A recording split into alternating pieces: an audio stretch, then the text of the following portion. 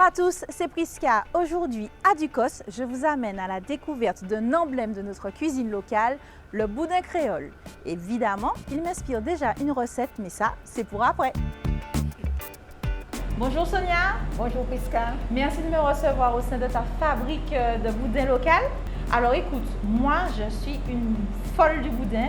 Le boudin pour moi c'est associé à ma grand-mère, aux fêtes, aux moments partagés tous ensemble. Alors dis-moi tout, comment est-ce qu'on fabrique le vrai, authentique boudin local? On mouille le pain, on met le sang, on mélange avec un peu de farine. Je fais cuire ma farce avec mon gras de porc dans la farce. Et une fois que tout est cuit, je mélange au pain que je mixe et c'est prêt pour la fabrication. D'accord, ok. Je veux bien voir les différentes étapes de réalisation du boudin alors.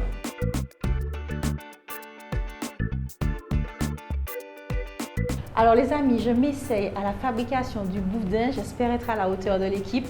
C'est pas garanti, mais j'essaye. Hein. Encouragez-moi.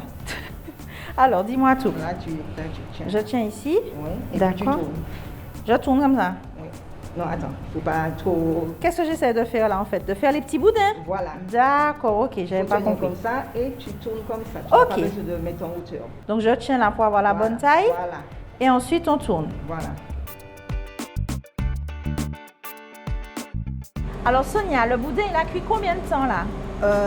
On a laissé 20 à 25 minutes de cuisson. Ah oui, c'est quand même assez rapide effectivement. Oui. Et je vois que tu ne perds pas la tradition.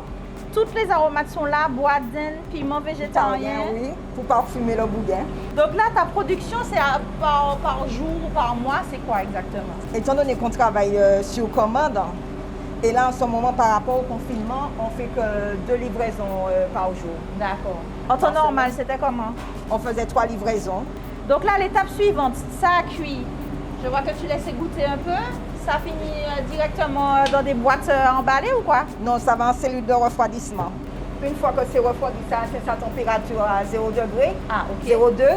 Ensuite, on pèse les commandes et on met en chambre froide pour livraison demain si Dieu veut. Ah oui, d'accord. Donc ce que je trouve en magasin a été produit la veille. Voilà. Ça, c'est de l'extra frais, ça. Voilà.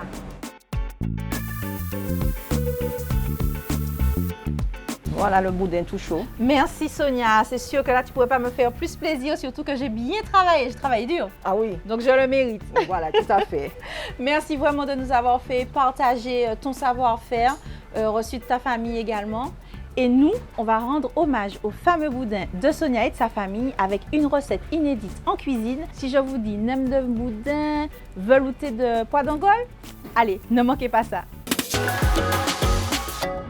Comme promis, nous voilà dans ma cuisine pour préparer une recette savoureuse à partager en famille et entre amis à partir du délicieux boudin local.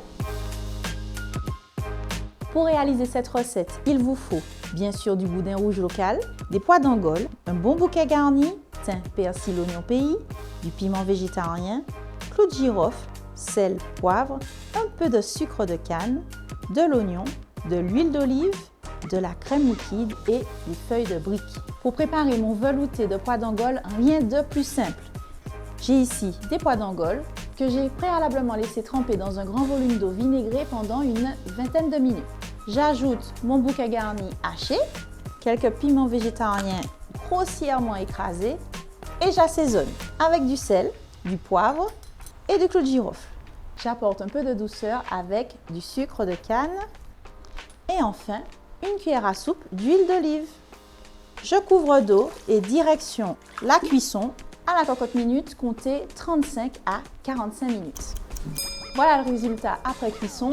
Je vais maintenant mixer la préparation, la passer soigneusement au tamis et on prépare ensuite le fameux croustillant de boudin. Mon croustillant de boudin, c'est une astuce simplissime pour consommer autrement notre fameux boudin rouge traditionnel. Je découpe soigneusement les boudins et je les fends en deux pour récupérer la farce.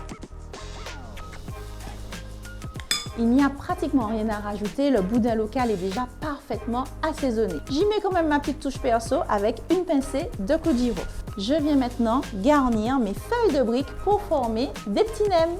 J'humidifie légèrement la feuille de brique. J'ajoute ensuite la farce.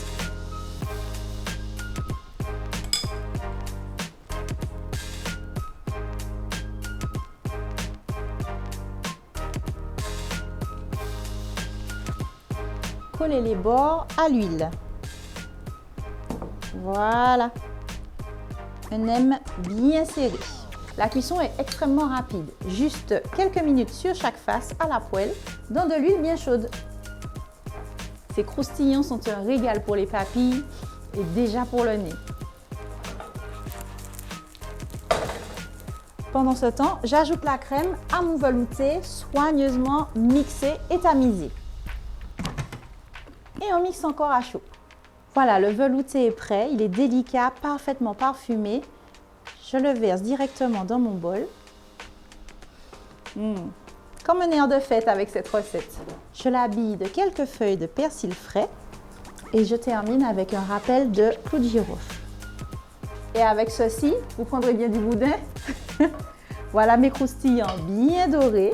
Vous l'aurez compris, l'idée c'est de tremper le croustillant dans le velouté encore chaud. Encore un peu de couleur. Je vous le disais, une recette savoureuse qui met en valeur notre délicieux boudin local. C'est aussi ça, la Martinique dans l'assiette.